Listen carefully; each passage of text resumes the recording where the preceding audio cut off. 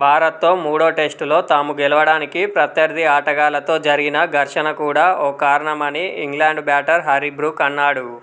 ఈ సిరీస్ను స్నేహపూర్వక వాతావరణంలోనే ఆడాలని తాము అనుకున్నామని, కానీ భారత ఆటగాళ్లు తమను కవ్వించడంతో తాము కూడా వారికి ధీటుగా బదులిచ్చే ప్రయత్నం చేశామని అతనన్నాడు. లార్డ్స్ టెస్టు మూడో రోజు ఆటలో ఇంగ్లాండ్ ఓపెనర్ జాక్ రాలీ సమయం వృధా చేయడానికి ప్రయత్నించడంతో బుమ్రా కోపం తెచ్చుకున్నాడు. అతడిని చూస్తూ వ్యంగ్యంగా చప్పట్లు కొట్టాడు. ఈ పరిణామం తమలో కసి పెంచిందని బ్రూక్ చెప్పాడు. మేము క్రీడా స్ఫూర్తితోనే మ్యాచ్ ఆడాలని అనుకుంటాం. అయితే ఆ రోజు బుమ్రా ఒక ఓవర్ బౌలింగ్ చేసి క్రాలీ డకెట్ల వైపు చూస్తూ చప్పట్లు చర్చడం చూశాక మా శైలిపై పునరాలోచించాం. భారత్కు ధీటుగా బదులివ్వాలని అనుకున్నాం.